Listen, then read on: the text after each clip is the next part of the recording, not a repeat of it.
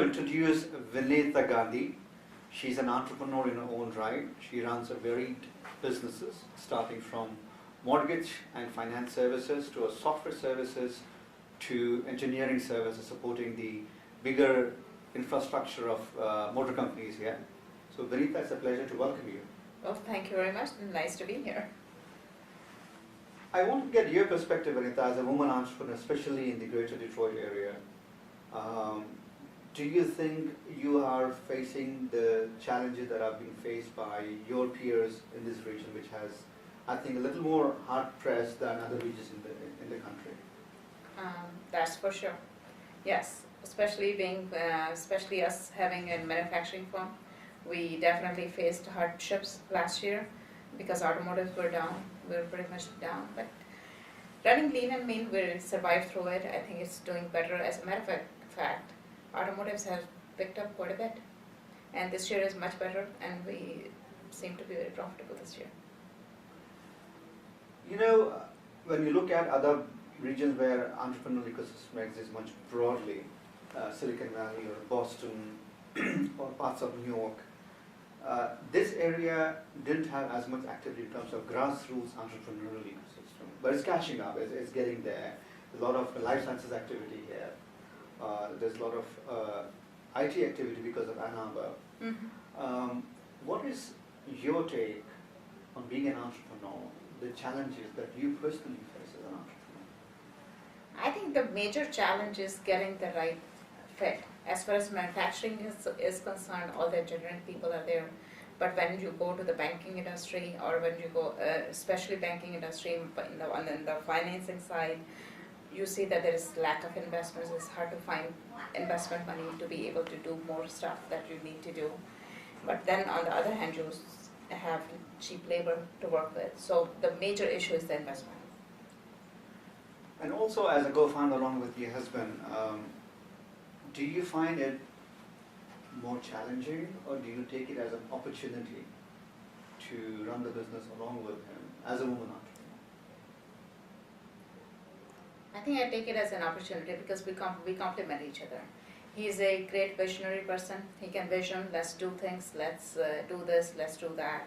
On the other hand, where I'm concerned, my background is operations, so I can run the operations very well. He has the vision and I implement it.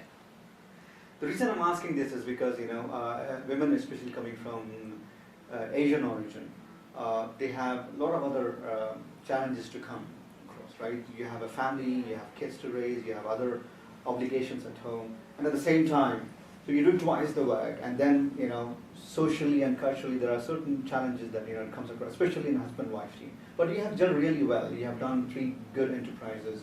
So there are some lessons to be learned from other people who want to embark on similar journey. I think you have to embark the vision of responsibilities. That one person is going to do this, and another person is going to do this. Like for Rajiv, in our mortgage business, he's the sole person who develops the business. He's the one who runs, who is the one who hires people. He's the one who does the selling piece of the puzzle.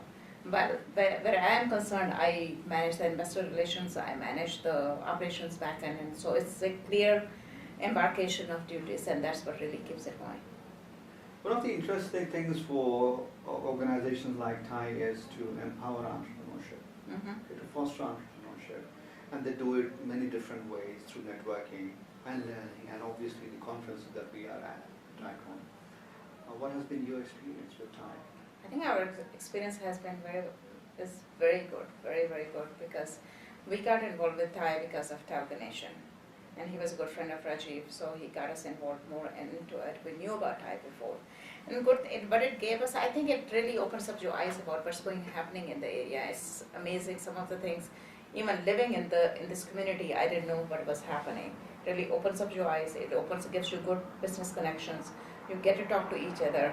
For example, I just met somebody who was also doing plastic injection molding work today, and they were on the industrial side, while we do more automotive. So it was a good fit, so I guess we'll be doing business with them. So I think it's a really good opportunity, and people should take advantage of it.